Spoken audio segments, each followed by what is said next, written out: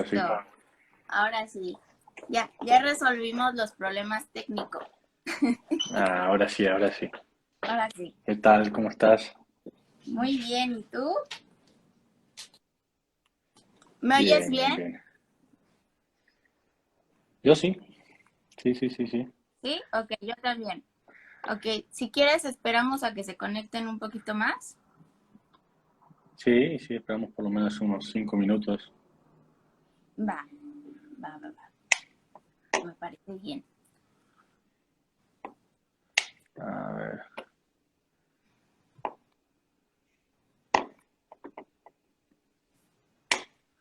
Esta Oh, mira. tecnología que a veces falla. No, mira. Pero ya se van entrando gente.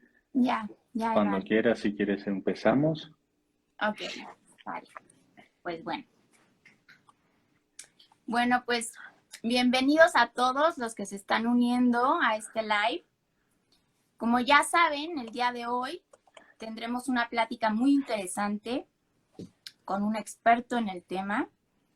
Así que si conocen a alguien que pues, cree que le pueda servir este tema, todavía tienen tiempo de avisarle. Y los invitamos a que si tienen alguna duda, pues nos las dejen en el chat y ya al final las vamos contestando. Y bueno, antes de empezar, quisiera presentarme para los que no me conocen. Soy la psicóloga Mónica Charbel-Neme.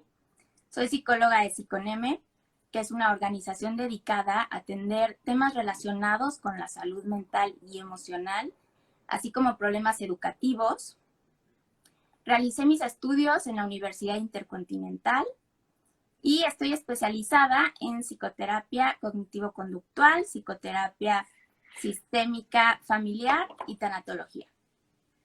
Por otro lado, hoy tenemos como invitado al doctor Pablo Rossi, el cual es un gran profesional de la salud y que ha estado en la lucha contra esta pandemia desde sus inicios, primero en España, luego en la Ciudad de México, y que no solamente ha ayudado tratando a sus pacientes, sino que con la ayuda de su esposa, Fernanda Montes de Oca, que también es doctora, cabe destacar, estuvieron haciendo una campaña para ayudar a enfermos con COVID de bajos recursos, recolectando medicamentos, concentradores de oxígeno y dando consultas médicas de manera altruista. Y bueno, Pablo estudió en la Universidad de Medicina de Mendoza, Argentina, hizo el máster de Medicina Clínica en la UCJC en Madrid, España.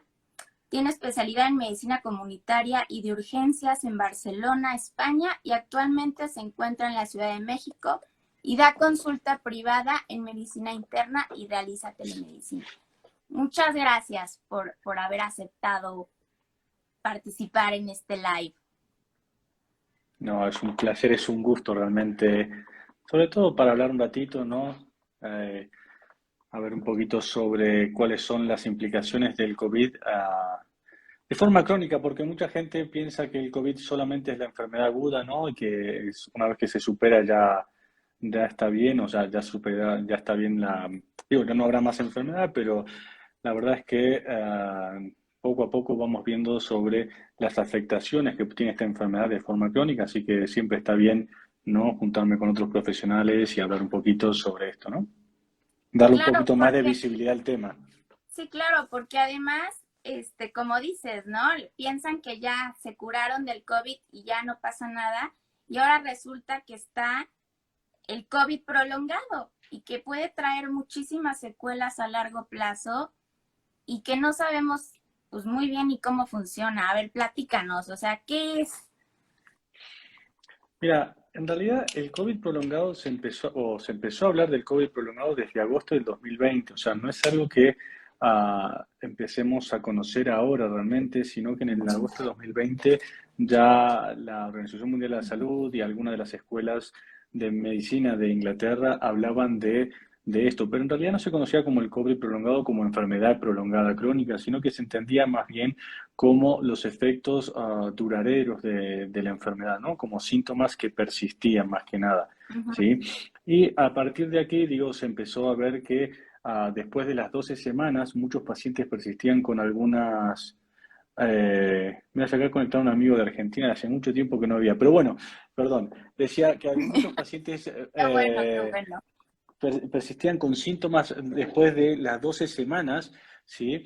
Dando lugar a lo que se empezó a conocer como el COVID, el long COVID o COVID prolongado, ¿no? Que es al final es una enfermedad crónica persistente muy parecida a la fibromialgia que tiene como diferentes etiologías o causantes, ¿no? Hay teorías porque al final del día todavía no sabemos bien sus efectos o sus causas, ¿no? Hay tres teorías posibles que la primera es una persistencia o una carga residual del virus, ¿sí? Lo segundo es, digamos, que esta famosa tormenta de citoquinas genera cambios a nivel, digamos, de la inmunidad, ¿sí?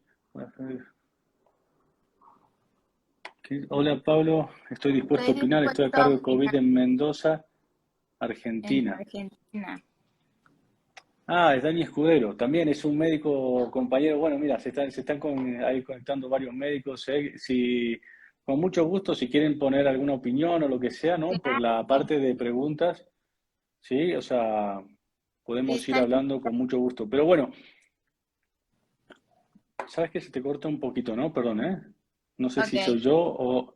a ver, tú dime. Pero bueno, ¿Ya?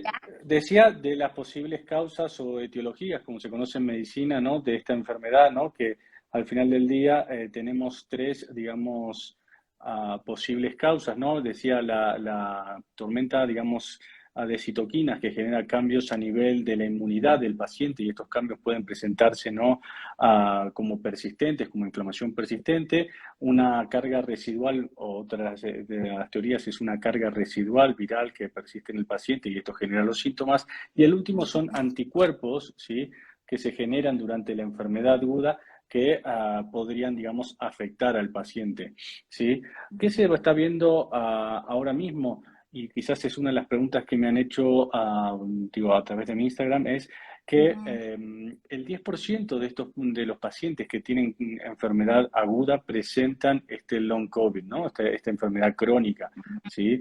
Incluso aquellos asintomáticos, ¿no? O sea, no hace falta tener una enfermedad grave o severa, ¿sí? Y ahí es donde hacemos la diferenciación entre lo que son secuelas por enfermedad grave, ¿no? Las secuelas médicas, ¿no? De un paciente que estuvo en la unidad de cuidados intensivos versus lo que es el long COVID, que el long COVID al final del día es una enfermedad inflamatoria persistente, ¿no? Incluso hay pacientes que tienen secuelas, ¿no? Más lo que es el Sí. long COVID, ¿sí? Pero dentro de este long COVID, ¿sí? Aparecen o están descritos hasta 201 síntomas diferentes, ¿no? Y digo, lo que más nos interesa en este momento, porque estamos hablando justo desde la parte de la parte psicológica, ¿no? Muchos síntomas, ¿sí? El 59% de los pacientes presentan síntomas con afectación, ¿no? Del estado de ánimo, ¿no? Y aquí es donde está interesante o el manejo de estos pacientes de una forma holística. Porque al final del día, del 89% de los pacientes presentan astenia o fatiga persistente, cansancio persistente, y esto, aunque no sea digamos, un síntoma que pueda repercutir en su estado de ánimo, a la larga sí lo va a hacer. ¿Por qué? Porque estos pacientes tienen una dificultad para volver a sus actividades diarias, a sus actividades, Claro. digamos, laborales, ¿sí? Entonces, esto también tiene una repercusión y hay que ver al paciente ya también desde una forma más holística. Es decir, y justo los manuales de tratamiento del paciente long COVID hablan de un tratamiento, digamos, integral en todas las especialidades médicas, ¿no? Inclusive la psicología como tal. Sí, o sea, eh, ¿qué es digamos, cuáles son las herramientas que tenemos, también respondiendo a otra pregunta que me han hecho, para, digamos, diagnosticar este long COVID? Bueno, hay algunas, digamos, analíticas o, digamos, estudios de sangre específicos, ¿no? Ya a nivel de inmunidad, a nivel de alteraciones crónicas como la VSG, bueno, la PCR, bueno, varias, ¿no? Que nos pueden dar este posible long COVID, pero también tenemos escalas, ¿no? Y aquí es donde yo te voy a dar, digamos, la pauta a vos, porque hay algunas escalas, digamos, de valoración psicológica, como la escala de presión ansiedad de Goldberg o la escala, creo que se llama EVA, ¿no? Me parece que es la de escala de valoración Sí, del estado de ánimo, ¿no? El EVA, ¿sí? Que nos pueden ayudar también a controlar estos pacientes o saber qué tanto esta afectación, digamos, sistémica genera una afectación, digamos, a nivel del estado del ánimo, ¿no? Sí, claro, porque hay muchos pacientes que precisamente están sufriendo de ansiedad y de depresión, ¿no? Entonces, sí hay que ver, pues, en qué grado están. Porque, por ejemplo, yo tengo pacientes que están sufriendo de ansiedad pero no es como tan elevada, ¿no? Por ejemplo, es que les da miedo salir o ya tuvieron COVID y entonces tienen miedo otra vez a volverse a infectar o qué tal que se ponen mal de repente, porque ya ves que luego pasaba que aparentemente estaban bien y de repente, no sé, en el día octavo se ponen mal, ¿no? Le baja la oxigenación o no sé, así, mal, mal. Entonces eso, como que está la incertidumbre, está el miedo que tienen. Luego, por ejemplo, los pacientes que estuvieron en terapia intensiva, ¿no? A muchos les queda el trastorno de estrés postraumático, ¿no? Es algo que les afecta pues bastante. Entonces, sí es importante que si están presentando pues depresión o no se sienten muy bien en el estado de ánimo, sí recurran a un psicólogo, a un psiquiatra, porque también hay veces, como les he dicho, no se puede tomar una psicoterapia sin la ayuda de un psiquiatra. Hay veces sí es necesario un medicamento, otras veces no. Pero si el paciente está en una depresión pues severa, así yo le dé psicoterapia, pues no va a querer hacer nada, no va a tener ganas ni, vamos, ni de luchar por querer salir de su depresión. Entonces, se necesita, como tú dices, ¿no? Un enfoque multidisciplinario donde igual esté el psiquiatra con algún medicamento y aparte esté tomando la psicoterapia, ¿no? Y aparte, pues los demás doctores que tenga que ver, ¿no? Según lo que tenga, las secuelas que le hayan quedado. Sí, sí, no, totalmente, totalmente. Digo, o sea, al final del día estamos hablando de eso, ¿no? O sea, yo creo que la parte, digamos, del ánimo y digamos, sí, ¿no? Del estado de ánimo, la depresión, la ansiedad, influye mucho también en la posibilidad de recuperación al 100%, ¿no? O sea, Sí, porque claro. Sí, incluso en sí. estos pacientes, ¿no? Recordar que es una enfermedad muy similar a la fibromialgia. La fibromialgia también está relacionada con enfermedades, digamos, psicológicas como la depresión o psiquiátricas como la Sí. depresión, ¿no? Y estos pacientes Ujú. con una enfermedad crónica como tal, ¿no? Requieren eso, porque hay un tema que acabas de comentar y realmente es real, es que algunos de estos pacientes, y ahí es donde surge la, digamos, teoría de una enfermedad inflamatoria persistente o digamos, factores de inflamación persistentes cursan en brotes, es decir, el paciente después de las 12 semanas puede sentirse bien y tengo pacientes que le ha sucedido y al mes, a los 2 meses digamos, de superar lo que es la fase aguda de la enfermedad, ¿sí? Empiezan a Ujú. presentar fiebre, malestares gastrointestinales, ¿sí? O dolores articulares, dolores tipo reumáticos. Entonces, sí es importante, ¿no? Esta parte de que entender de qué va la enfermedad, aceptarla y empezar a movilizarse, ¿no? O sea, empezar, digamos, dentro de lo que es su psiquis, empezar a generar cambios para, digamos, recuperarse, por decirlo de alguna forma, ¿no? Claro. Oye, y por ejemplo, o sea, ¿en qué punto, si tuvimos COVID, ya nos curamos? ¿En qué punto, o sea, si yo empiezo, en qué momento se empiezan a manifestar? O sea, ¿puedo creer yo que tengo long COVID?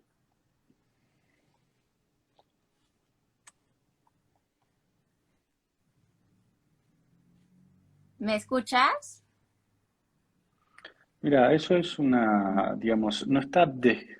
Yo sí, yo te escucho, sí se traba un poquito, pero sí te Ok, escucho, ok. digo, ¿en qué momento se empieza a hablar del long Ujú, COVID? Mira, ujú, es sobre todo una clasificación que todavía no está del todo descrita y está basado en los síntomas o la persistencia de los síntomas. Es decir, se habla de una fase aguda las primeras 4 semanas de enfermedad, ¿no? De los síntomas, ¿sí? O desde sí, una prueba positiva. A partir de las ujú, 4 semanas hasta las 12 semanas estamos hablando de un COVID persistente o síntomas persistentes asociados al COVID. Después de las 12 semanas, los pacientes que persisten con estos síntomas se habla de long COVID o COVID crónico, ¿no? Pero también es verdad que esa clasificación está adoptada por la escuela NICE de Inglaterra. La OMS no habla de, digamos, temporalidad como tal, no habla de los síntomas, de cuántos síntomas, y la Escuela de Medicina General y Medicina y Familia de España sí también ha adoptado esa clasificación como tal, ¿no? O sea, la fase aguda hasta la cuarta semana, ¿sí? De 4 a 12 semanas COVID prolongado, más de 12 semanas COVID crónico, ¿no? Esa es la diferencia, ¿no? Esa es a partir de cuánto duran los síntomas, por decirlo Sí, de alguna sí, forma. sí. Oye, ¿y puede ser que ciertos síntomas sean ya de por vida? De por vida es muy difícil decir porque todavía está Sí. muy temprana toda la enfermedad, digamos, o sea, no podríamos decir de por vida, sí podemos decir que hay pacientes que ya han durado 1 año y medio, 2 años con estos síntomas, ¿no? Pero Ujú. de por vida como tal no creo que pueda darte esa respuesta, digamos, ah, tan tajante, decir sí de por vida, ¿no? Lo Yo que creo que es pasa más es una... que, fíjate que yo vi a un neumólogo el año pasado y me dijo, en el caso de los niños que se estaban enfermando, me dijo, es que estos niños van a tener COVID prolongado y van a tener secuelas de por vida. Entonces yo dije, ah, Es que pero pues aquí no está, sé. eso es la diferencia que estamos hablando, ¿no? O sea, Ujú.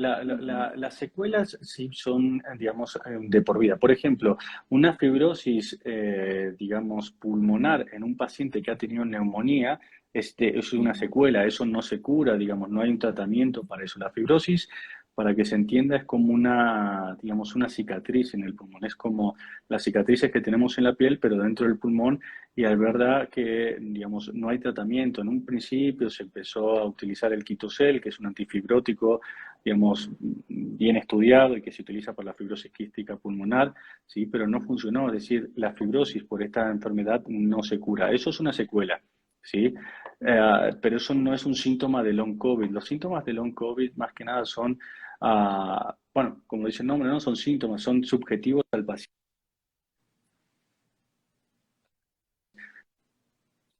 como tal, sino que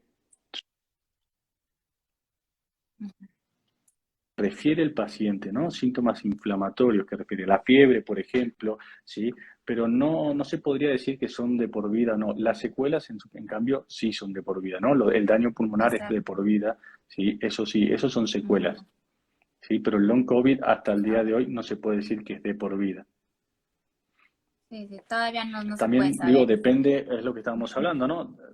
Exacto, depende mucho de la teoría digamos, que persigamos, la teoría del causante de esta enfermedad, ¿no? Si estamos hablando de carga viral residual, posiblemente no sea de por vida, será hasta que esa carga viral, digamos, desaparezca. Si estamos hablando de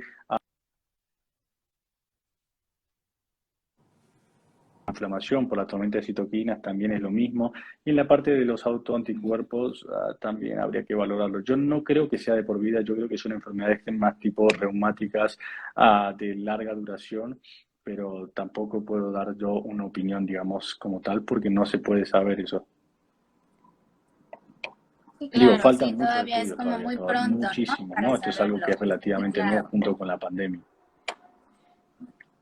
Oye, y por Ujú. ejemplo, el long COVID está afectando, creo que de manera distinta en cuanto a género y edad, ¿no? Como que he visto algunos artículos que han dicho que afecta más a las mujeres. No, todo lo contrario, realmente afecta más a los hombres y es algo rarísimo porque todas las Sí. enfermedades reumáticas tienen más prevalencia en mujeres, ¿no? Entonces, y esto es algo rarísimo, pero también va de la mano con que, digamos, la fase aguda es más severa en los hombres, ¿no? O sea, si uno se pone a analizar las estadísticas, ¿no? Que ya sabíamos desde el principio de esta enfermedad, decíamos que los hombres de mediana edad, 40, 50 años, o perdón, 40, 60 años, eran los más afectados, ¿no?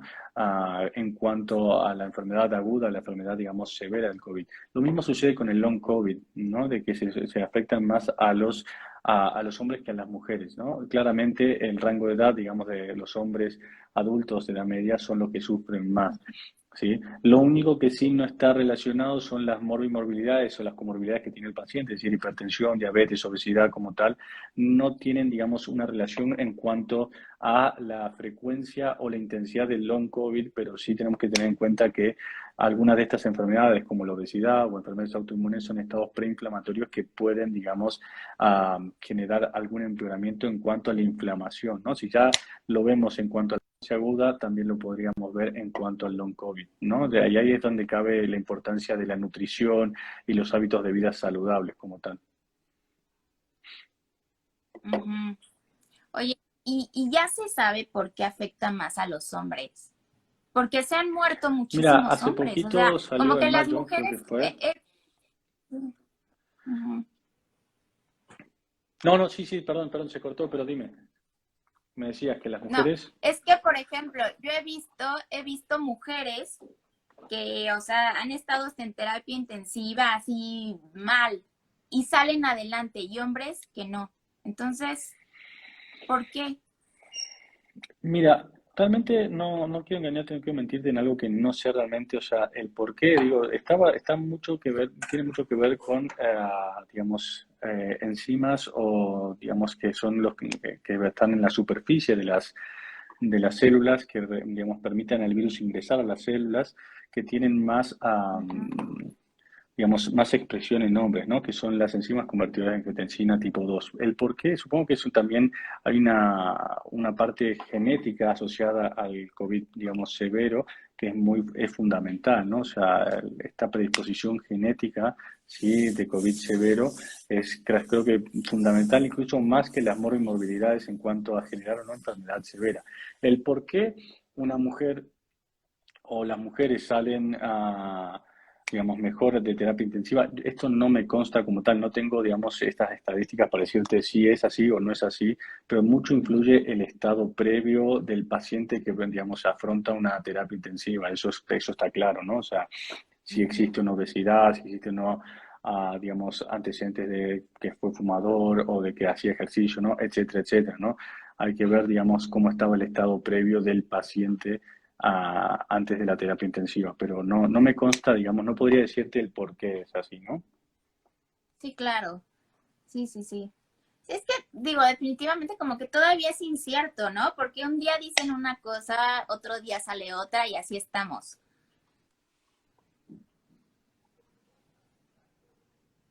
No, totalmente. Digo, al final del día es una enfermedad, digamos, de tipo, es nueva, es una enfermedad nueva, con lo cual, o sea, puede generarse mucha información y vamos aprendiendo, ¿no? O sea, ahí está el caso de la ivermectina, que se usaba para todo antes y ahora ya se sabe que no, y Ujú. muchas otras, digamos, medicinas que se empezaron a usar y vamos aprendiendo de que no funcionan o que no sirven para esta enfermedad, ¿no? Claro. Sí, mira, por ejemplo, aquí una de las preguntas que me dejaron fue, después de tener Omicron, ¿qué tan factible es que pueda darte Delta? Ya que hay personas que en 2 años se han contagiado hasta 4 veces de COVID. Sí, mira, lo que pasa con Omicron es que tiene alta probabilidad, digamos, de contagio, ¿sí? Que sea probable que te dé Delta es como raro, porque ya no es variante, digamos, digamos, ya Dominante. no es una variante, digamos, que esté, digamos, dominante, gracias. No Ajá. me salía la palabra, no es variante dominante, ¿sí? Entonces es raro, pero sí es real que la inmunidad como tal, digo, frente a la misma variante Omicron ha disminuido mucho, ¿no? O sea, con la variante alfa el riesgo de reinfección era del 1%, con la Delta estamos hablando del 1,8% de reinfección a los 30, 90 días, y con la Omicron estamos hablando del 3%. ¿Qué significa esto? Que la inmunidad ha bajado de un 89% al 19% frente a la misma variante, es decir, puede darte Omicron sin ningún problema a las 3, 4 semanas de la primera infección, ¿no? O sea, y sí, realmente, digamos, lo que son los coronavirus tienen una facilidad para mutación muy grande, con lo cual cada variante nueva va a tener, digamos, su mutación, por decirlo de una forma, para tratar de burlar esa inmunidad que hemos adquirido, con lo cual sí es muy posible, ¿no? La reinfección, aunque te haya dado alfa, delta, incluso Omicron y una segunda vez Ujú. Omicron. Sí, sí sucede. No es improbable, ¿no? La medicina al final del día yo siempre digo, no es una ciencia exacta, es decir, nosotros no somos como la matemática, nos basamos en probabilidades y dentro de esas probabilidades en medicina nunca va a existir el 100% seguro o el 0%, ¿no? Siempre va a haber este paciente Claro. raro que puede ser el 0,0001%, pero le puede dar 10 veces, digamos, COVID sin ningún problema. Bueno, no sé si sin ningún problema, ¿no? Pero, y ahí es donde también dentro de lo que es el COVID prolongado, que es el tema que hablamos, ¿no? Aparece el problema. ¿Por qué? Porque cada variante, cada, digamos, contagio de COVID o cada, digamos, fase aguda puede generar algún tipo de secuela o predisposición a la enfermedad, digamos, crónica. Ujú. Ahí, mira, te están dejando una pregunta. Yo veo que el principal factor de riesgo como número 1 es la obesidad y luego vienen HTA y diabetes. Hipertensión y diabetes. Eh, sí, a ver, lo que pasa es que las comorbilidades como tal hay que valorarlas como son, ¿no? Son comorbilidades. Es verdad que la obesidad como tal es un estado preinflamatorio, ¿sí? Es decir, que genera una inflamación en el paciente y el COVID, al ser una enfermedad inflamatoria, si ya tenemos inflamación de base, puede generar o aumentar esa inflamación, dando lugar a más inflamación, por ende, la famosa tormenta de citoquinas, ¿no?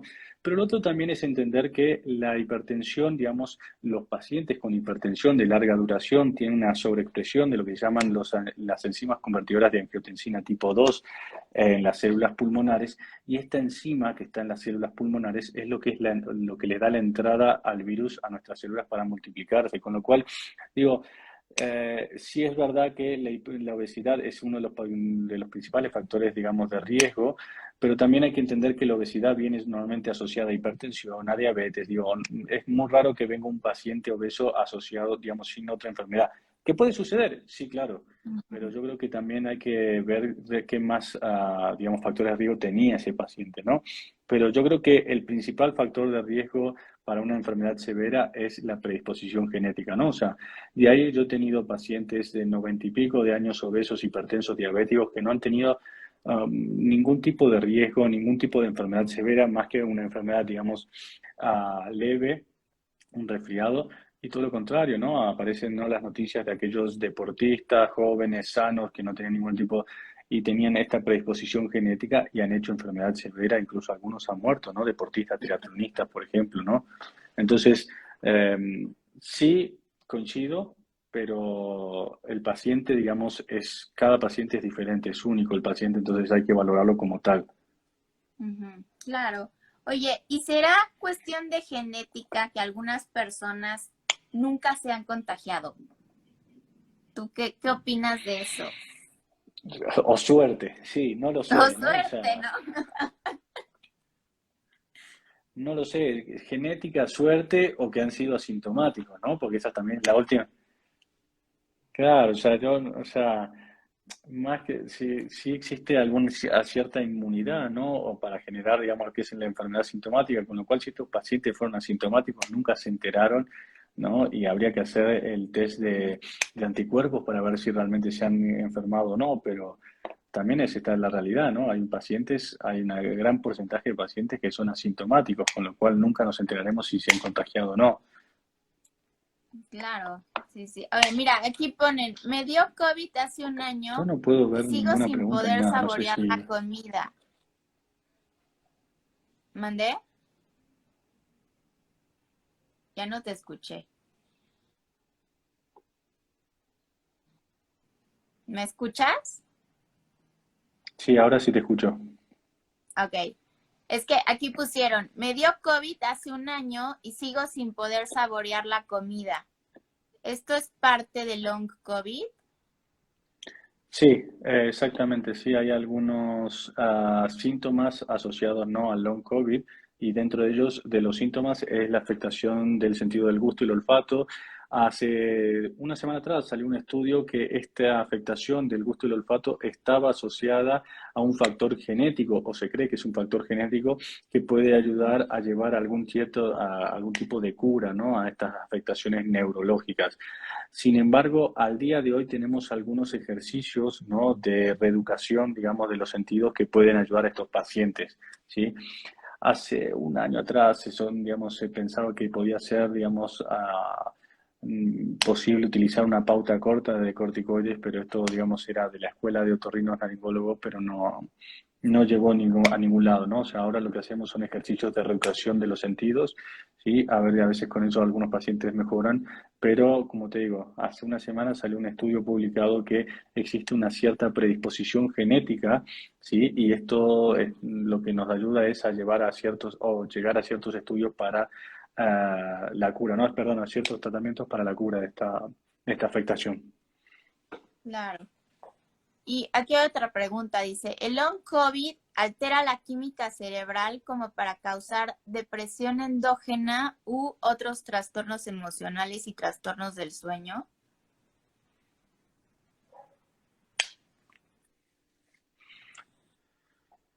Sí, está la famosa, digamos, la niebla por COVID, la niebla mental, sí, pero yo creo que la afectación más que neurológica ya puede ser más endocrinológica, ¿no? O sea, recordar que hay muchas, digamos, de las glándulas como la tiroides, por ejemplo, sí, suprarrenales, etcétera, que se ven afectadas por enfermedades, digamos, autoinmunes. Si bien el long COVID afecta, digamos, a la parte cerebral, ¿sí? También se ve afectada en la parte de endocrinóloga. Entonces, yo creo que endocrinológica. Entonces, yo creo que va por ese lado, más que nada, ¿sí? O sea, no solamente quedarse con un solo sistema, sino que yo lo vería desde como dijimos, desde todos los aspectos, más holístico, ¿no? Pero sí es verdad que si vamos a la parte, digamos, neurológica como tal, hablamos de digamos, la niebla mental por el COVID, hay algunos Mm. síntomas de Parkinson-like, ¿no? O sea, asociado al COVID, sí. Hay demencia asociada al COVID también, con lo cual, digo, no quiero irme mucho de mi especialidad porque no lo puedo saber, eso es más para un neurólogo, Ujú. pero sí puede afectar, digamos, a la parte neurológica claramente, ¿no? O sea, esa parte sí está afectada, ¿no? Y hay síntomas descritos como tal. Dice aquí, ¿los medicamentos aprobados cuándo crees que estarán disponibles en nuestras farmacias? Pues No piensa. sé, no, sí, no sé ni de dónde me están hablando, ¿no? Pero si es aquí en México, no lo sé, ¿eh? O sea, el Paxlovid, que es el antiviral, recién se aprobó ayer en Europa, digamos. Si Ujú. es verdad, no, la COFEPRIS en México lo probó creo que hace 3, 4 semanas, pero de aquí a que lleguen. De todas formas, hay que entender que los antivirales se utilizan en enfermedades severas, es decir, que no son para los pacientes con COVID leve. Al final del día, el COVID leve se trata como es un tratamiento sintomático. Solamente en Estados Unidos se utilizan anticuerpos monoclonales en pacientes que tienen riesgo de hacer un COVID severo, que tampoco lo tenemos aquí en México, ¿no? Los anticuerpos monoclonales, pero eh, digo, en principio, si no hay ningún tipo de, digamos, riesgo de un COVID severo, con la parte sintomática es suficiente, ¿no? Después tenemos la cortisona, que sigue siendo el tratamiento de elección en los pacientes severos y hospitalizados, y tenemos otros que, digamos, que se compran aquí en México, como el baricitinib, por ejemplo, ¿no? Que sí se puede comprar sin problema, ¿sí? Yo creo que la herramienta fundamental, y no sé si con esto voy a echarme mucha gente encima o no, pero es la vacunación, ¿no? La vacunación como tal sí es Claro. fundamental con respecto a evitar, digamos, esta enfermedad severa, ¿no? Sí, sí, claro. Y por ejemplo, fíjate, ahorita que mencionas la vacunación, aquí tengo una pregunta que dice, en el caso de la vacuna Sputnik, ¿qué refuerzo se puede poner? Ya que solo han mencionado el refuerzo de las otras vacunas. Y es que la Esta Sputnik es hay una... un problema, porque aquí en México, o sea, no está aprobada, bueno, en Estados Unidos no te dejan entrar, entonces, ¿qué es lo que pasa con esta vacuna? ¿Es buena, es mala? ¿Qué? Mira, sí, sí, es un problema porque realmente no hay demasiados estudios que puedan respaldar, digamos, que yo pueda dar una opinión también importante. A ver, yo creo que digamos, cualquier vacuna es mejor que ninguna vacuna, eso estoy seguro, ¿no? O sea, yo creo que esta famosa, digamos, carrera por saber qué vacuna es buena o mala se dio a través de la pandemia o lo que se conoce como la infodemia, ¿no? Que fue, digamos, a raíz de toda esta pandemia por este virus se empezó a generar mucha información al respecto y a lo mismo que pregunto siempre, uno no sabe qué vacuna tiene de la influenza o de la tuberculosis o de la varicela, etcétera, etcétera, no sabe de qué laboratorio están hechas, ¿no? Sin embargo, hay varios laboratorios que hacen vacunas, ¿sí? Y a partir de aquí se empezó a crear, digamos, toda esta, no sé, como competencia, por decir una mejor vacuna, ¿no? O sea, ahora bueno el refuerzo, si no es bueno el refuerzo, la verdad es que no hay estudios al respecto, ¿no? O sea, eso es una realidad. ¿Por qué? Porque los estudios que tenemos sobre los refuerzos están hechos en Estados Unidos con las vacunas que ellos tienen, ¿no? O sea, no hay Ujú. estudios sobre la Sputnik. Digo, la vacuna rusa sí habla de una tercera dosis, sí, de ella mismo, ¿no? O sea, porque los rusos obviamente no van a aceptar otra vacuna, pero sí hablan de una tercera dosis de Sputnik. Lo importante aquí es entender que la tecnología de la vacuna Sputnik es la misma que la AstraZeneca, la misma que la Johnson Johnson, la misma que la Sinovac y la misma que la CanSino. Al final del día, todos tienen la misma tecnología, son, digamos, con vector viral, es decir, agarran un virus, el virus del resfriado, ya sea del chimpancé o del ser humano, le ponen, digamos, una parte del coronavirus y lo inyectan para que eso genere, digamos, ciertos anticuerpos. Y todas funcionan igual, todas generan la misma digamos, respuesta en la inmunología, ¿no? Entonces, yo creo que sí, cualquier refuerzo está bien, ¿sí? Digo, la mejor combinación siempre va a ser una de ARN con una de vector viral, ¿no? Una Moderna Pfizer con refuerzo a la AstraZeneca o viceversa. Pero si no tenemos esa opción, digo, yo creo que cualquier vacuna, cualquier refuerzo está bien. Ujú. Porque además, o sea, creo que la Sputnik es la única que cambia, ¿no? En lo que es la primera y la segunda dosis.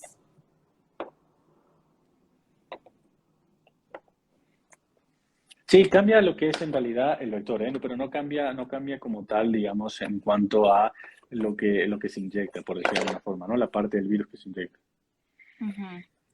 Ok. Pero estamos hablando de refuerzo, no del esquema, digamos. El esquema es la primera y Ah, segunda dosis de cada vacuna. El refuerzo es diferente, es otra cosa, digamos, aparte, por decirlo de alguna forma. ujú. Y por ejemplo, en cuanto a lo que es el esquema, ¿no? Ahorita que, bueno, si ya tenemos el esquema completo y ya te pones el refuerzo, vamos a tener que volvernos a poner otra vez el esquema como empezamos, o sea, así como la influenza que te la tienes que poner cada año. No lo sé tampoco, no, esto imagínate, sí puedo decirte que Israel, ¿no? Estaba hablando de una cuarta dosis y se echó hacia atrás porque dijo al final del día sí se generaba un aumento de los anticuerpos, pero ese aumento de anticuerpos que se generaba por la cuarta dosis no era, digamos, significativo en cuanto a lo que era, digamos, evitar la infección o transmisión del virus. Entonces dijeron que no era necesaria la cuarta dosis. Ahora bien, Pfizer está trabajando en una vacuna en contra de la Omicron, ¿sí? El problema es que es esto, es que el virus como tal tiene una capacidad de mutación muy grande, ¿sí? Y eso puede generar, digamos, que existan nuevas variantes, ¿no? Y ya a partir de aquí, ¿no? Podemos empezar a ver, digamos, diferentes virus, por decir de alguna forma, diferentes variantes y que la vacuna se vea obsoleta. Si vamos a ser necesario empezar a vacunarse más veces, no lo sabría decir. Recuerda que la tercera dosis, digamos, se vio cuando ya todo el mundo tenía el esquema completo en Estados Unidos. Dijeron, bueno, ahora vamos a necesitar una tercera dosis porque los anticuerpos, digamos, no eran suficientes y a partir de ahí vamos a ir viendo, ¿no? O sea, tampoco, esto, como te digo, lo vamos viendo a medida que va pasando el tiempo, ¿no? O sea, es muy difícil hacer un pronóstico ahora de qué es lo que va a suceder más adelante. Espero que no, espero que con esta última variante estemos viendo el final de la pandemia, ¿sí? Y se pase a lo que es una enfermedad endémica. Que eso, Ujú. si eso es bueno o malo, realmente no es lo mejor decir, o sea, que tener una enfermedad endémica tampoco es una cosa que uno pueda decir, bueno, qué bueno que es, ¿no? Porque al final del día vamos a tener estas cosas que estamos hablando, ¿no? El COVID crónico, alguna todavía habrá, digamos, neumonías por coronavirus, habrá, digamos, posibilidad de que el virus siga mutando, ¿no? Pero bueno, volveremos a una cierta normalidad, por decir de alguna forma. Yo tengo esa esperanza, ¿no? De que esta sea la última variante, por decir de alguna forma. El problema es los que no se vacunan, ¿no? Que es por eso que está mutando. Bueno, sí, digo, no, ya me he metido en muchos problemas diciendo que ellos son el problema como tal, ¿no? O sea, yo no quiero hablar de problema, no, o sea, yo Ajá. creo que la vacunación sí tiene que ser, digamos, una cosa que es opcional, por decir, no obligatoria. Lo que sí creo que ellos tienen que asumir cierta responsabilidad frente a la vacunación, ¿no? Porque sí son, digamos, reservorio y posible lugar de mutación del virus. Entonces, esa parte sí genera, digamos, ciertos conflictos en cuanto a lo que es la salud pública, ¿no? Te vuelvo a repetir, yo creo que la vacunación sí debería de ser, digamos, opcional, aunque este argumento mío, digamos, se ve contradecido por la vacunación, digamos, en los niños, ¿no? Que uno tiene ahora una cartilla obligatoria en los niños que se tienen que vacunar, ¿no? Contra Ujú. varicela, difteria, tétano, etcétera, ¿no? Pero Sí, sí, bueno, o sí. sea, yo creo que la vacuna contra el coronavirus debería de ser opcional y aquellos que no quieran aplicársela, ¿no? Deberían de por lo menos tener ciertas restricciones para evitar, digamos, estas cosas que estás comentando, ¿no? De el tema de la posible transmisión y mutación del virus. Claro, pues sí. Mira, aquí te preguntan, lo que observé con la variante Omicron es que en pacientes con síntomas respiratorios en la radiografía estaba mal en los no vacunados. Debemos continuar con las vacunas. No entendí, pero la pregunta, ¿eh? Que estaban, o sea, que los no vacunados estaban peor en radiografía. Ajá. Sí, sí, digo, o sea, al final del día la vacuna, ¿no? O sea, tiene una capacidad de disminuir, digamos, el riesgo de enfermedad severa y mortalidad de un 15% hasta un casi 0%, ¿no? Si es real, ¿no? Que aquellos pacientes no vacunados, sí, van a tener un riesgo muy alto de, mira, acá hay una otra pregunta. ¿Cuánto tiempo después de que te da el COVID te puedes vacunar? Es verdad que los pacientes no vacunados tienen un riesgo alto de hacer neumonía por COVID y por ende una afectación en radiografías, ¿no? O sea, eso es una realidad, ¿no? O sea, lo vemos a diario. ¿Sí? Yo creo que una de las preguntas que hago siempre que llega un paciente nuevo por COVID, sí, es si está vacunados o no. Es decir, al final del día yo creo que en lo que fue del mes de enero, he visto más de 300 pacientes solo de COVID, ¿no? Y de esos, los únicos que han estado, digamos, peores han sido los pacientes que no han tenido el esquema completo o directamente no se han vacunado. Incluso aquellos, yo tengo una familia ahora mismo en Barcelona, en Madrid, sí, que tienen enfermedad crónica por no estar vacunados. Digo, o sea, es su decisión, la respeto, pero sí es verdad que se exponen a ciertas enfermedades o, digamos, a secuelas, ¿no? Por esta enfermedad y está claro que, digamos, la afectación pulmonar se da más sobre todo en pacientes no vacunados, ¿no? Sí, claro. Y dice Tengo, aquí, sí, dime. dice, los vacunados igual transmiten el virus. Sí, sí, sí, sí, claramente. O sea, no significa que los vacunados no transmitan el virus. Lo que pasa es que está demostrado que una persona vacunada transmite 3 veces menos el virus. O sea, estamos hablando de que la vacuna al final del día no es generar inmunidad al 100%, porque eso no es lo que, digamos, la eficacia de la vacuna no está valorada en disminuir transmisión, y, sino esta vacuna, digamos, está valorada en disminuir lo que es la infección severa.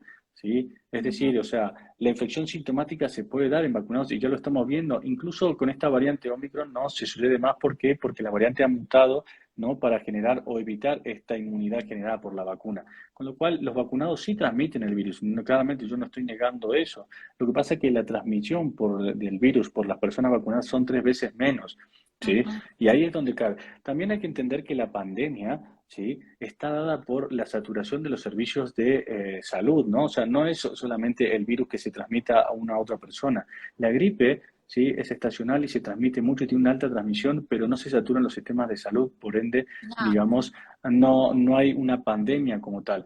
Sin embargo, el COVID lo que genera al, digamos, al necesitar aislamiento del paciente, cuidados especiales, qué sé yo, saturan el sistema de salud, con lo cual otras personas que necesitan, digamos, de atención sanitaria no pueden, digamos, acceder a esos servicios, con lo cual existen lo que llaman las muertes secundarias al COVID, que no son pacientes que mueren por COVID, sino pacientes, por ejemplo, con infartos, con cáncer, etcétera, que mueren por no acceder, digamos, o no tener acceso a los sistemas de salud porque están saturados debido a la enfermedad del COVID. Entonces, entender o minimizar todo a la transmisión o a la eficacia de una vacuna es, digamos, no ver el panorama completo, porque o sea, la discusión no se tiene que llevar a ese campo, sino hay que entender, digamos, la pandemia como un, digamos, como un todo, por decirlo de una forma, ¿no? Y volviendo a lo mismo que hablamos, que es este tema, ¿no? El COVID prolongado, estas secuelas que se generan en ciertos pacientes pueden generar, digamos, ansiedad, bajas laborales, ¿no? Se calculan que las bajas laborales han sido muy grandes, las pérdidas económicas, ¿sí? Por pacientes aislados han sido muy grandes, ¿no? En España ha sucedido de supermercados que no han podido, digamos, a tener una reposición de su mercadería por muchos camioneros que estaban aislados, ¿no? Todo esto, los vuelos cancelados, ¿no? Las pérdidas económicas también hay que ser valoradas en cuanto a lo que es la pandemia, ¿no? O sea, no tiene que ver solamente la vacuna sí, vacuna no, y si es más o menos mortal este virus, sino hay que entender todo lo que se está perdiendo por causa del virus, ¿no? Entonces, yo creo que ese es, digamos, el foco que hay que darlo, ¿no? Bueno, eso es mi opinión realmente. Claro. Y, por ejemplo, aquí una pregunta que me hicieron es, en el caso de la menstruación, se ha mencionado que existen alteraciones y que hay mujeres que han dejado de menstruar, ya sea porque tuvieron COVID o por las vacunas. Sí, sí, es real, sí. Digamos, el cambio en el ciclo menstrual se ve afectado, ¿no? Por, bueno, por como dicen, sí, por las vacunas y por el COVID, sí. Normalmente tardan 3, 4 ciclos normalmente en regresar a la normalidad, sí, pero no, tampoco son, digamos, cambios muy importantes. Hay algunas personas que, digamos, importantes en el sentido de que sean crónicos o digamos, que afecten mucho a lo que es a la salud, digamos, de la persona gestante, ¿no? Pero sí es verdad que hay personas que, digamos, que eran regulares, ¿no? Y que dejan de ser regulares debido a esta afectación o a esta inflamación. Es parte de lo mismo, ¿no? O sea, lo importante aquí es, digamos, se podría hacer un tratamiento hormonal, digamos, con suplementos hormonales, ¿no? Anticonceptivos hormonales para regularizar el ciclo, ¿sí? Pero si no hay, digamos, ni dolor ni aumento en el sangrado, yo creo que no hay ningún problema, digamos, importante detrás. De todas formas, siempre está bien hacer un chequeo, digamos, con el ginecólogo y saber si realmente este cambio o esta afectación es severa o no. Pero no, honestamente, no hay ningún caso descrito, bueno, no hay ningún, que yo sepa, no hay ningún caso descrito de que esto pueda ser, digamos, malo, ¿no? O sea, o que genere algún tipo de complicación. Sí, claro. El Aquí, embarazo, quizás. aquí preguntan, ¿qué medidas se deben tener después del COVID? ¿Hacer exámenes médicos frecuentes, por ejemplo, para evitar infartos?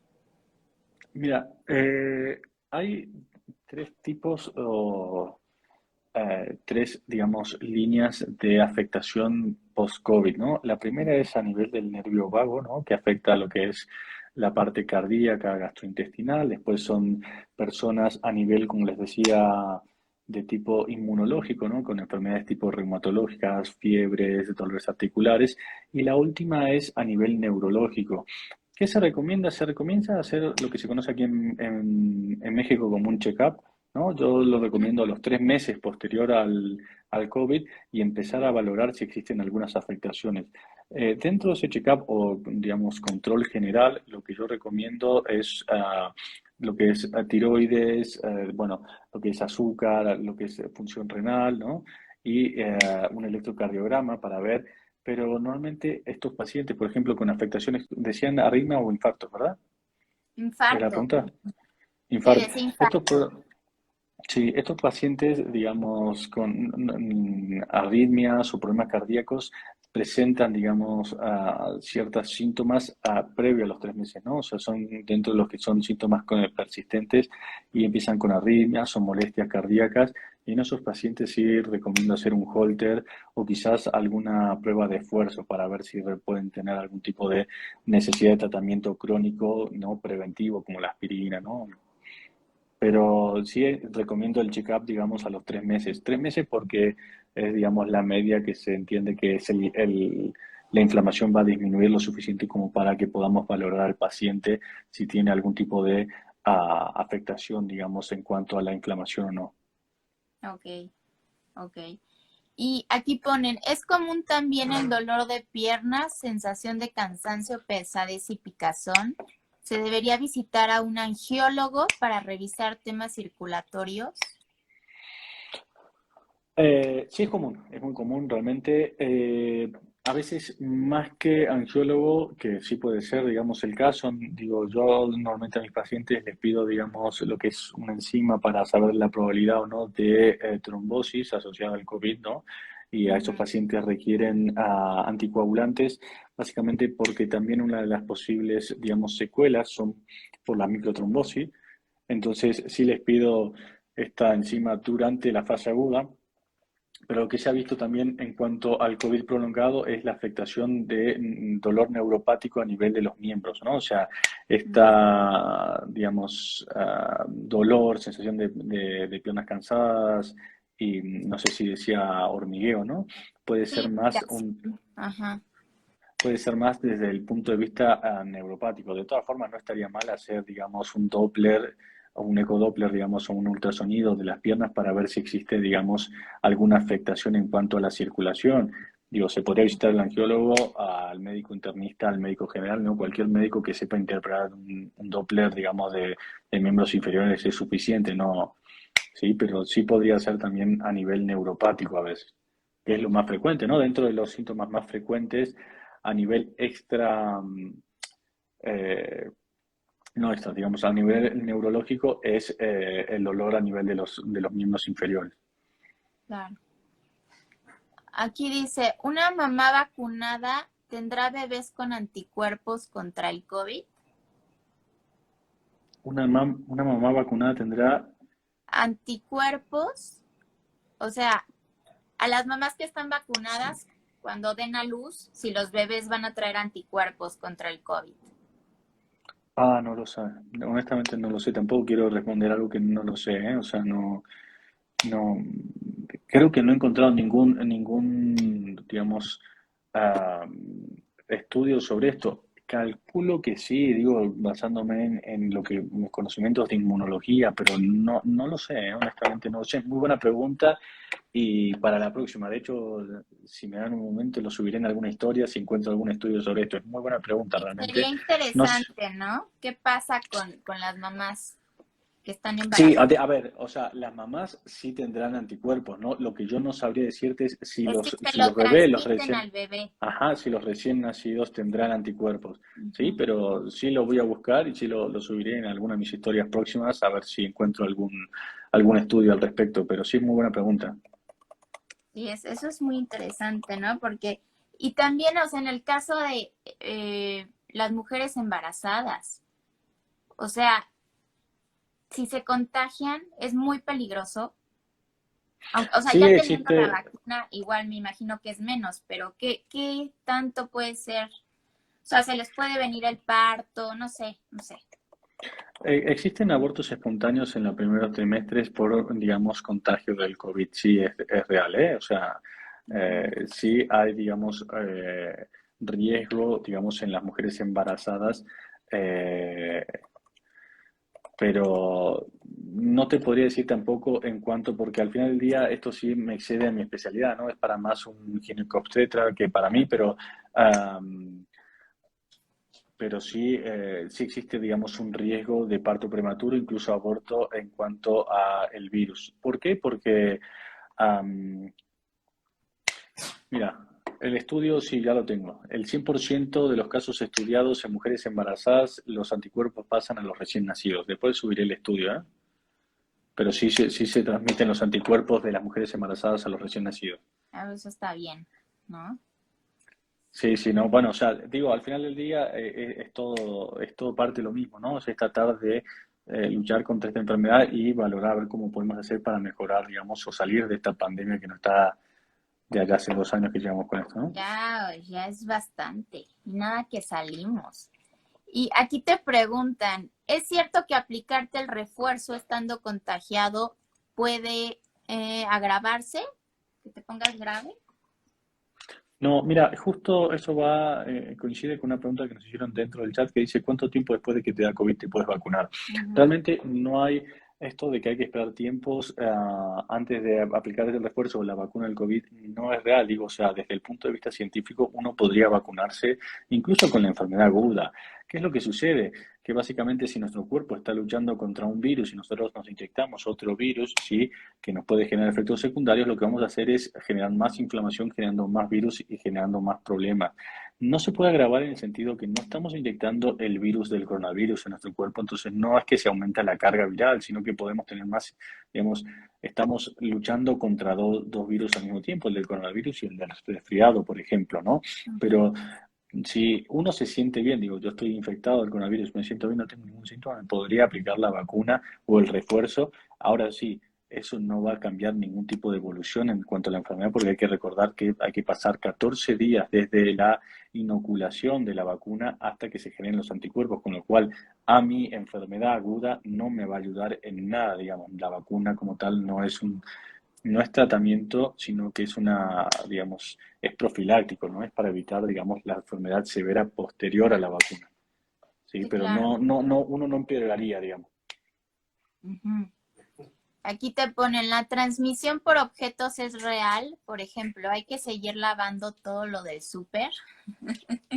No, eso hace rato que ya se dice que no, ¿eh? O sea, lo que llama la transmisión por fomites, que no, que es decir, por ropa, sábanas, superficies, ya hace rato que ya se dejó de, digamos, de utilizar como una teoría sobre el contagio. Sin embargo, ¿no? Hace poquito parece que el Omicron vive más tiempo en el vidrio y no sé qué, y en algún tipo de plástico, pero no es real. Digamos, el riesgo de contagio no es a través de las superficies, sino es por vía aérea, ¿no? O sea, esto es un virus de transmisión aérea como todos los coronavirus, ¿no? O sea, Ujú. sí se pensaba que antes que era de transmisión directa por las gotas de mediano tamaño, ¿no? La gota de saliva mediano tamaño.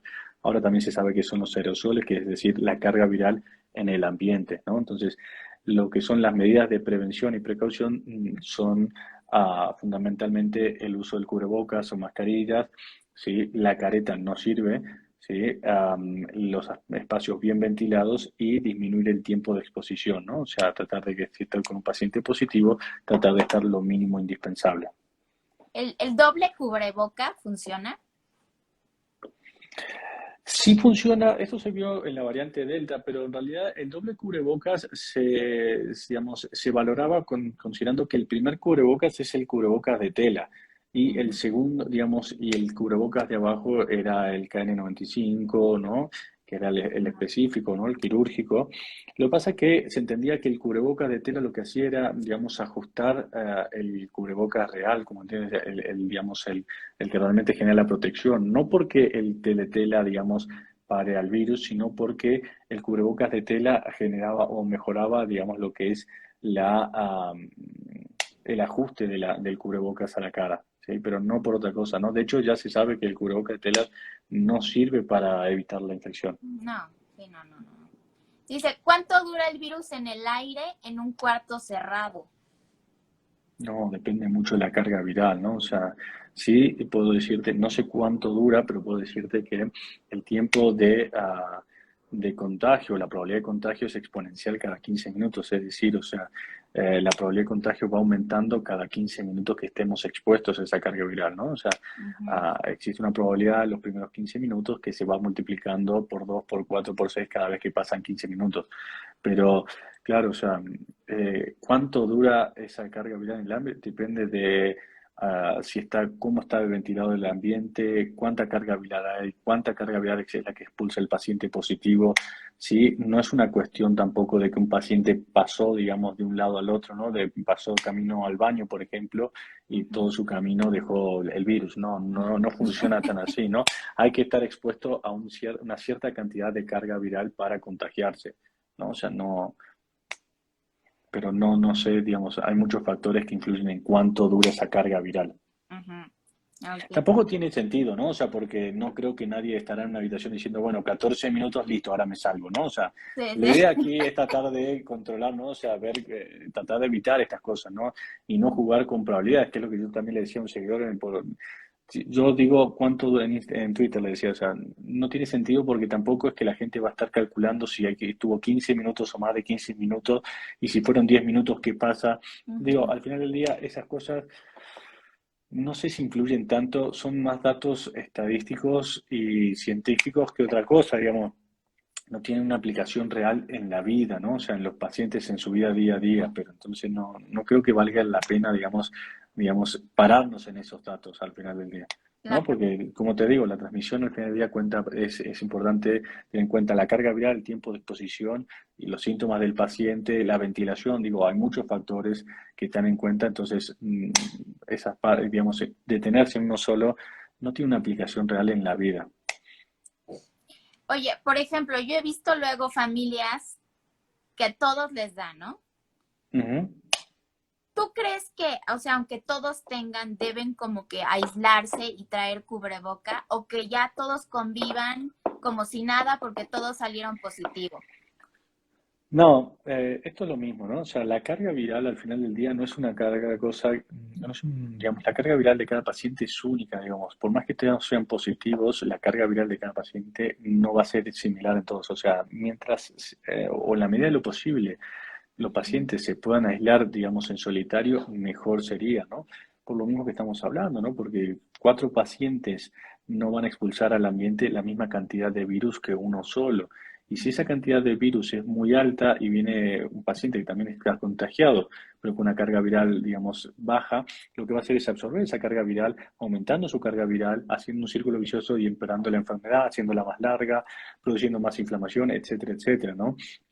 Entonces, yo creo que en la medida de lo posible hay que tratar de aislar a los pacientes de forma solitaria. ¿Qué pasa? Algunas veces logísticamente no es posible, es decir, una familia de 5 personas, no sé si tienen 5 recámaras, ¿sí? Para aislarse cada uno en un lugar, pero entonces ahí es donde vamos a usar lo que son las medidas de prevención, el cubrebocas, ventilación, distanciamiento social, ¿no? O sea, dependiendo cómo estén, pero en la medida de lo posible sí hay que tratar de evitar esta carga viral o tratar de disminuirla lo máximo posible. Y es que muchos luego dicen, es que así vamos a ayudar a la inmunidad de rebaño, ¿no? Ya de una vez. Y dices, no.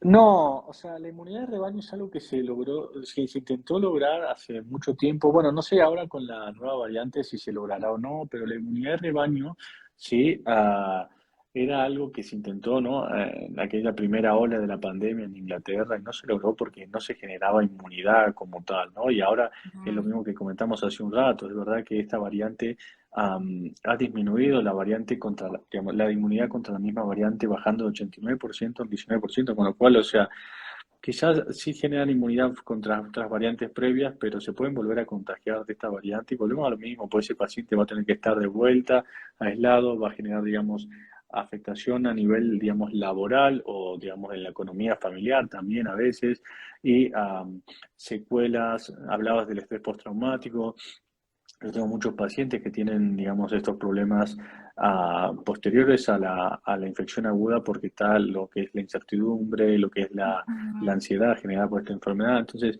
digo, hay que valorar todo, ¿no? O sea, yo no creo que esto de que contagiémonos todos vamos a tener inmunidad de rebaño esté muy bien, pero bueno, o sea, volvemos a lo mismo, cada uno es, digamos, dueño de hacer lo que quiera y a veces uno puede hablar y puede comentar, pero no. Sí, finalmente cada quien, ¿no? Ya. Porque por Así más es. que luego uno le dice a la gente, cuídate esto, el otro, cada quien hace lo que quiere. Sí, no, totalmente. O sea, yo te digo, o sea, hay que entender también, o tratar de respetar, yo creo que esa es la palabra, ¿no? Pero no hay inmunidad de rebaño. O sea, no se ha generado hasta ahora la inmunidad de rebaño. La inmunidad de rebaño la vamos a generar con lo que es las vacunas, ¿no? O sea, tratando de responder a tu pregunta para no. Tengo este vicio de ser argentino de hablar demasiado, ¿no? O sea, Ah, de está redundar bien. demasiado en una pregunta, pero bueno, no, o sea, no se va, no vamos a tener inmunidad de rebaño, por más que nos contagiemos todos en la casa, da la posibilidad de que se vuelva a contagiar a otra persona de vuelta en la misma casa a las 3 semanas, como estuvimos hablando hace un momento, ¿no? Entonces, realmente hay gente que igual no hace tantos anticuerpos, ¿no? Sí, o sea, no existe, vuelvo a lo mismo, no existe la probabilidad 100% de hacer anticuerpos, ¿eh? O sea, no es que basar la enfermedad de chances de generar anticuerpos, ¿no? Y de ahí es donde estaba, digamos, la importancia de la vacunación, porque no todo el mundo generaba anticuerpos, ¿sí? Incluso era un número muy bajo de personas las que generan anticuerpos en las primeras variantes, ¿no? Esta variante sí es más leve, sí, pero tampoco tiene la misma, digamos, probabilidad de generar anticuerpos, no es una probabilidad muy alta. Y si seguimos contagiando, damos lugar a o la mutación del virus o la adaptación del virus a las vacunas, etcétera, etcétera. Pero sí, o sea, no tiene mucho sentido salir a contagiarnos para tratar de conseguir anticuerpos de esto. Tiene mucho más sentido vacunarse, ¿no? Entonces, si aquí, por ejemplo, te preguntan, doctor, el IMSS está dando como máximo 7 días de incapacidad. ¿Es real que los pacientes se recuperan en ese tiempo? Sí, esto es un cambio en el protocolo, ¿sí? La nueva variante, o sea, la variante Omicron, perdón, eh, lo que hace es una afectación de lo que es las vías respiratorias altas, lo que es faringe y laringe, ¿sí? No tiene tanta afectación a nivel pulmonar, con lo cual de ahí radica, digamos, que es más benigno. Y dentro del protocolo, digamos, y nosotros nos estamos basando en la CDC de Estados Unidos, ¿no? Que son los Centros de Control de Enfermedades Infecciosas de Estados Unidos, ellos permiten hacer el alta médica a los 5 días, ¿sí? Si el paciente cumple ciertas características. Tres principalmente, ¿no? O sea, paciente asintomático, bueno, tres no, o sea, la tercera la agrego yo, ¿no? Pero paciente asintomático y una prueba de control negativa, ¿sí? Y la tercera, yo normalmente le solicito a mis pacientes pruebas de estudios de sangre y radiografía para saber que está todo dentro de los parámetros de normalidad y que no haya, digamos, ningún riesgo de empeoramiento posterior, ¿no? Al alta. Pero sí es verdad que pueden en 5 días darse el alta médica. De hecho, yo lo he hecho con varios pacientes, ¿no? Ujú, Pero mucho tiene que ver cómo evoluciona este paciente. claro. Entonces, digo, finalmente creo que lo mejor es cuidarnos y evitar que nos dé, ¿no? Así evitamos el COVID prolongado y cualquier secuela, ¿no? Sí, totalmente. O sea, yo creo que lo que decís es lo fundamental, ¿no? O sea, al final del día es una enfermedad que la podemos prevenir. Es decir, si nosotros, es verdad que hay algunas situaciones que muchos pacientes dicen no sé cómo ni dónde me contagié porque me cuido mucho, ¿no? Ujú. Eh, digamos, lo podemos prevenir, es una enfermedad prevenible, o sea, entonces lo podemos hacer cuidándonos, vacunándonos y hay que entender esta enfermedad como que no es solamente la fase aguda es una parte de la enfermedad, pero ya estamos viendo a medida que va pasando el tiempo que hay un 10% de estos pacientes que tienen, digamos, secuelas posteriores, bueno, secuelas más que secuelas, síntomas posteriores o enfermedad, digamos, posterior a la fase aguda que requieren, digamos, tratamiento, digamos, integral de varias partes de la medicina, ¿no? Lo hablamos, ¿no? Psicología, neurología, medicina interna, etcétera, medicina primaria, ¿no? Cardiología, algunos de ellos, ¿sí? Y si nosotros podemos, o está en nuestras manos, a tratar de evitar todo esto, mejor. ¿Por qué? Porque todo esto al final del día conlleva a muchos problemas a nivel social, ¿no? No solamente de salud, sino que también social, ¿no? Entonces, mi recomendación es tratar de cuidarse, y en el caso de que sea, digamos, que nos hemos infectado por mala suerte o por lo que sea, entender que si en algún momento, porque esto también es otro de los problemas, ¿no? En México no está, digamos, todavía aceptado el término de long COVID o enfermedad crónica por COVID, entonces entender que si tenemos algún síntoma posterior a las 12 semanas puede estar relacionado con este famoso long COVID, ¿sí? Y ahí sí buscar, digamos, cierta asistencia médica, ¿no? Y ver cómo podemos tratar estos problemas. Claro, eso es muy importante, que si empiezan a ver que tienen pues síntomas prolongados, se atiendan, ¿no? A tiempo antes de que empeoren.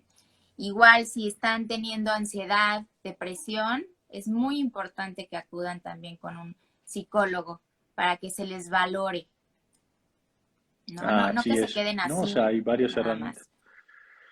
más. Sí, sí, tal cual. Y bueno, aquí preguntan, ¿dónde podemos contactarte? ¿Dónde te pueden contactar más bien? Mira, yo tengo mi Instagram, ¿no? Que nos estamos haciendo este live, ¿sí? Y si no, también tengo mi perfil de Doctoralia, que creo que está publicado en mi Instagram o Twitter también, digamos, tengo ahí publicados mis perfiles de Doctoralia donde me pueden solicitar, digamos, consulta yo, telemedicina, es decir, sí, de vez en cuando atiendo pacientes de forma presencial, dependiendo de dónde estoy en ese momento, ¿no? Porque viajo mucho, hago Ujú. telemedicina en varias partes del mundo, gracias a Dios me va bastante bien con la telemedicina, entonces, dependiendo de dónde me estén contactando, ¿no? Si de México, España, Estados Unidos, ¿no? Ujú. Hago telemedicina o si estoy en ese momento en ese lugar, ya hago la medicina presencial, pero bueno, aquí en Instagram está creo que mi perfil de Doctoralia y lo mismo que en Twitter también aparece mi perfil de Doctoralia para que me puedan contactar.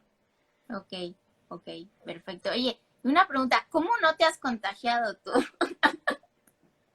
No lo sé. O a lo mejor Suerte. has sido asintomático y ni cuenta, ¿no? No, sí, exacto. Yo creo que he sido asintomático. Sí, me he hecho varias pruebas, ¿no? Pero siempre negativas. Yo creo que soy asintomático, ¿no?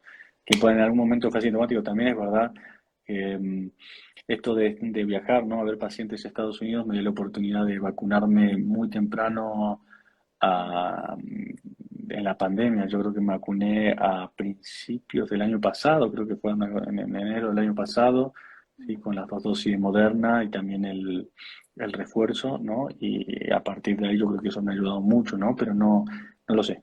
Honestamente no lo sé. O fui asintomático o tengo mucha suerte también, que también es otra de las razones por las cuales puede haber sido que no me he contagiado. Sí, porque viendo ahora sí que convives, ¿no? Con el virus. Sí, sí, sí. Bueno, ahora mucho menos, ¿no? Porque ahora estoy mucho más metido en lo que es la telemedicina, pero es verdad que el año pasado, cuando hacíamos todo lo que es con la fundación, con mi esposa, con Fer, sí teníamos, digamos, más contacto con pacientes COVID y todo.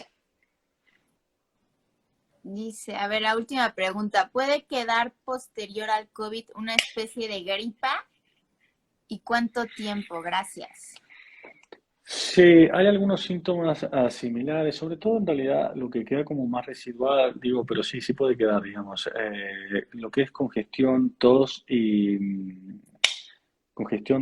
me falta uno, que ya no me voy a acordar, pero sí, la congestión nasal y la tos pueden ser residuales a Ujú. la fase aguda. A veces la tos es un síntoma crónico después de las 12 semanas, ¿sí? Ujú. Pero sí puede quedar, digamos, dependiendo en qué tiempo estamos, ¿sí? O sea, muchos de estos síntomas sí se resuelven, ¿no? Esta es la realidad, la congestión nasal, ¿sí? A veces se generan algún tipo de alergias o sensibilidades a algunas cosas que antes uno no era alérgico, también puede suceder, ¿no? Problemas en la piel, dermatitis, ¿no? Eczemas también se han generado a nivel dermatológico, ¿sí? Pero muchas de estas cosas se resuelven. Recuerden que estamos hablando a partir de las 12 semanas en lo que es el COVID, digamos, crónico, Ok. ¿no? Entre la cuarta y la 12ª semana es lo que se llama el COVID prolongado, ¿no? O sea, no Ujú. son síntomas persistentes, pero quizás que se vayan resolviendo, ¿no? Después de las 12 semanas es cuando ya vamos a hablar de un COVID crónico. Ujú. Pues muy bien. ¿Alguna otra recomendación que les quieras dar a todos? No, sí, en general que se cuiden, que se vacunen, que sean felices y poco más, ¿no? O sea, ¿no? Que No, traten de sí. hacer ejercicio, que todo, digamos, todo influye en cuanto a, digamos, el estado previo, disminuir el estrés, que la gente me dice es muy difícil disminuir el estrés. No, hay que tratar de ser feliz, buscar lo que nos haga bien, y con eso tratar de, digamos, ir llevándola, ¿no? El ejercicio, comer sano, 1 hora al día, dedicarla a algo que nos guste, meditar, leer, ver películas, dormir 8 horas, ¿sí? Vitamina D para todos y nada más, ser feliz, básicamente, ¿no? Pues sí, tratar de ser felices, ¿no? Con todo y la pandemia, aprender a sobrellevarla.